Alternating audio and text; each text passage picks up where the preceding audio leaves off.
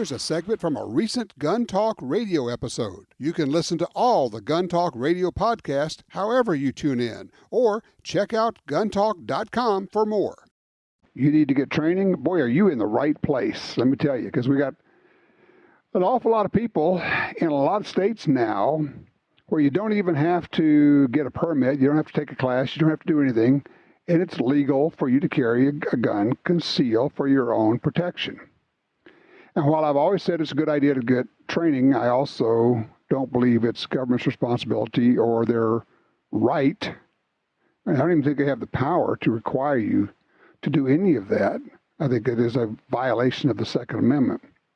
Somebody who knows a lot about this and would like to talk to anyway is our good friend Chad Winkler. He's from Boondocks Firearms Training Academy in Mississippi. Hey, Chad, how are you, sir? I'm well, Tom. Thanks for having me. You bet. We got all these people. I mean, in Boondocks, you guys run a really great training facility. I would recommend it to anybody who's looking for firearms training. We got all these people in all these states that are constitutional carry now where they don't have to go take a class. They don't have to do anything. They can just start carrying. And while you and I both celebrate the ability to exercise the right, I don't know, and I'm going to guess that you share my concern and would urge people to get training on their own. Yeah, I agree with that. I mean, I'm 100% with you on the fact that the government should not mandate training, because you have millions of people out there that, you know, to spend $100 or $200 for a permit or $200 for a class and that kind of stuff is quite restrictive. And to be able to have a firearm on their person to protect themselves is something that is very important. And I don't think the government should dictate when or how you can do that. But I do think that, you know, if you have a firearm as part of your overall protection plan, that you should consider getting training, because there's a big difference between knowing how to shoot a gun and then knowing how to shoot a gun to protect yourself and your family, to defend yourself and your family. What's the difference? Well, for example, if you look at some of the stuff from what happens in these actual self-defense cases, you know, Tom Givens has got a huge database of students that have been in gunfights. And if you look at his statistics, you'll see that a lot of those things happen in 3 to 5 seconds. So the entire event is over in 3 to 5 seconds.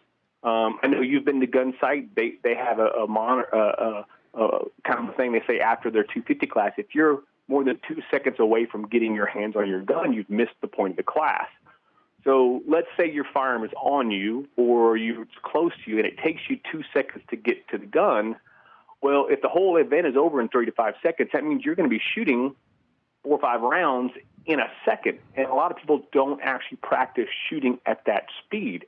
They go to the range and they shoot, you know, 5 or 6 or 10 rounds, you know, slow fire type stuff.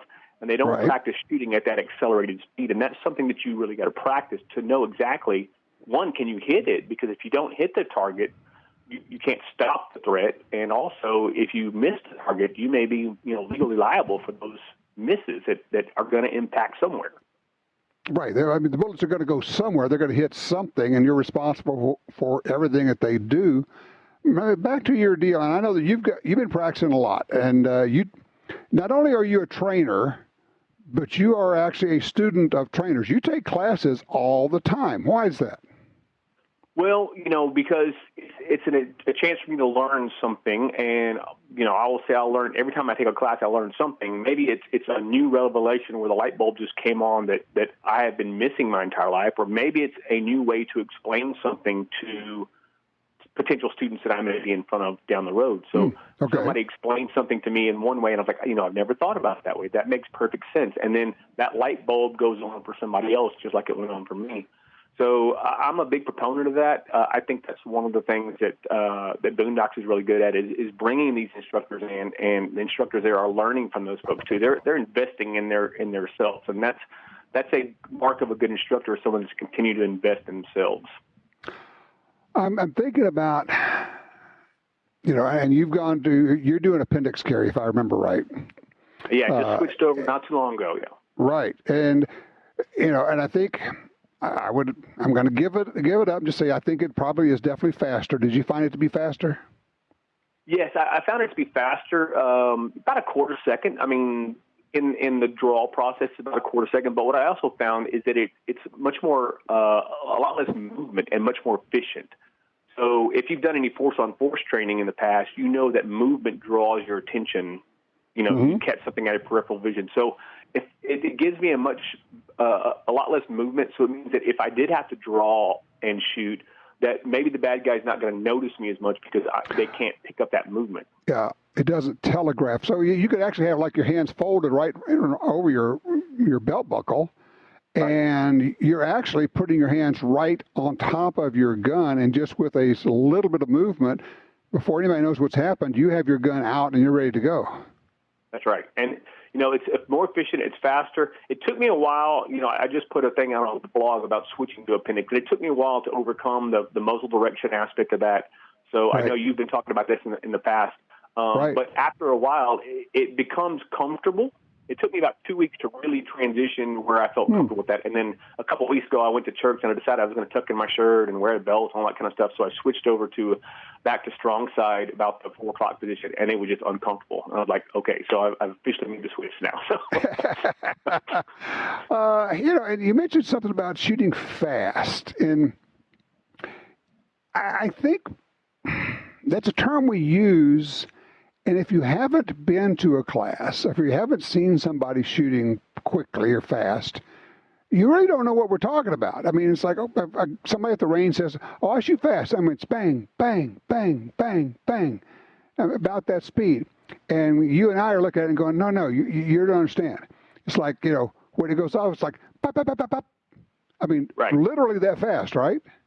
Right. And so a lot of folks, they don't shoot that fast, but they also don't realize that in a self-defense situation, when there are laps on the line, they're probably not going to be able to shoot slow. They're going to be pulling that trigger as fast as they can, because that's just a reaction to that situation. And so you need to practice shooting that fast, because you're probably going to be forced to shoot that fast. Just your body's going to do that. So you just said something. I am absolutely stealing that. In a self-defense situation, you are not going to be able to shoot slowly. That is brilliant. Right. So you got to practice that shooting at least at speed. So Dave Spalding is really, really fond of saying that in the blink of an eye. Well, the blink of an eye is 0.3 of a second. So you should be shooting at least that fast when you're practicing. So you've been there, done that. When we do, and you've been there, we do our first-person offender shows, and we put people into force-on-force self-defense situations. And what we find is that it doesn't take very much, and you've done enough of this training now, you know. It becomes, force-on-force training becomes real. You are in the situation. Your mind is there. It's as though you really are being attacked. And what we see time and time again is once someone makes a decision, starts shooting, they shoot as fast as they can, and they shoot all the ammunition they have. That's right. It's just, I mean, it is, and we're using generally single-stack guns for this, and generally they will shoot to slide lock. I mean, they're just going to shoot the gun empty. Yep. And, you know, you're not going to be able to recount how many rounds you shot. I mean, it's all going to be a blur. And that happens, like you said, even in the force-on-force, when you know your life's not on the line. People can't recall how many times they shot. They can't remember seeing front sights if they saw them at all. You know, they can't recall the scenario, and you go back and show them on video, like, oh, I didn't even see that, or I didn't hear that. I didn't know that was going on. So, you know, that's all part of that tunnel vision and auditory exclusion, and all that kicks in, even on the force-on-force situations. And I will also say, you know, the physical thing is an important aspect of it, but the mental aspect is a big thing too, because I talk to a lot of classes and I tell them, you know, what is your plan if somebody breaks into your house in the middle of the night? Have you got a plan to deal with the home invasion? Is there a role for your spouse or your kids? Do they know what to do? Or if you're carjacked, what is your plan to evade, escape, draw, and shoot if needed? All that stuff is a mental aspect of it. So you can do all that stuff without ever firing your shot, and that helps you prepare for that situation. So the mental aspect is huge too. And how does that plan change if you are by yourself or if you have family members with you? Chad, you now have taught a lot of people. You got a lot of people coming through your training facility. Is there anything that you would say this is the thing that people don't know or don't appreciate or are unaware of or have wrong when they start the process of learning how to use a gun defensively? So I think, and I'll say this: there's a lot of folks that, especially in our area, and I will say kind of in our part of the region of the country that grew up shooting firearms. And so the big thing there is, well, they have familiarity with firearms, they know how to shoot firearms, and I think that's great. But as we talked about a little bit before, is that the difference between shooting and then using a firearm for self-defense. And there's three aspects of that. We talked about, in my opinion, three aspects of that. Is the physical, the mental portion of it, and then also the legal aspect of that. So when we do a class, a lot of folks, we're required here by the state of Mississippi to do a 1 hour legal portion of that. And so a lot of people walk away with the legal process, after that legal process, and say, I didn't know that I couldn't do this or I couldn't do that. So I think the legal aspect is an important aspect too. I was watching a video from John Lovell and Andrew Bronca, both very, very prominent in firearms training and the legal aspect of that. And one of the things that really struck me in that video was Andrew Bronca said, in a lot of these situations, the good guy actually broke the law, and the prosecutor, the police, just chose not to prosecute them because they understood they were the good guys. And so the legal aspect is important too. You got to know what the laws are in the area that you are. And just because you live in a constitutional carry state, you still have to understand what justifiable homicide is, what the CASA law is, all those things, because if you don't truly understand them, then you could be setting yourself up for a big financial or physical issue to deal with. So, I mean, basically, you could end up being in prison. Right. If you screw it up, if you do it wrong, and that's where you know what? I just had a thought. Even if you're in a constitutional carry state, because you could still get a carry permit in all those states, and that carry permit allows you to carry in other states to get reciprocity. But even if you don't plan to do that, I would suggest maybe it's a good idea to go take the class anyway, just if nothing else, as a way to learn what the laws are and what you can do and what you can't do.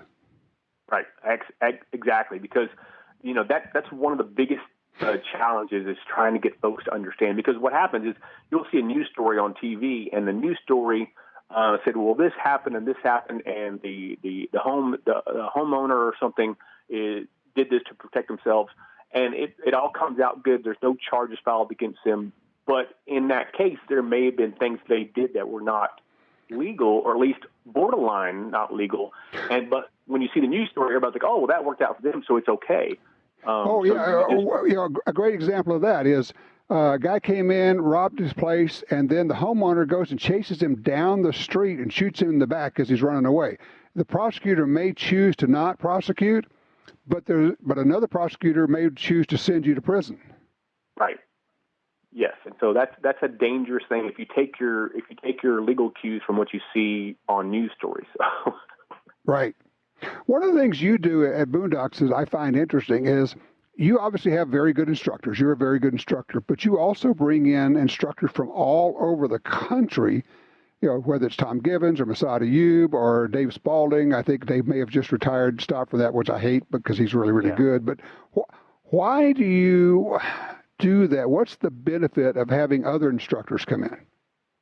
Well, again, you get a chance to learn what they know.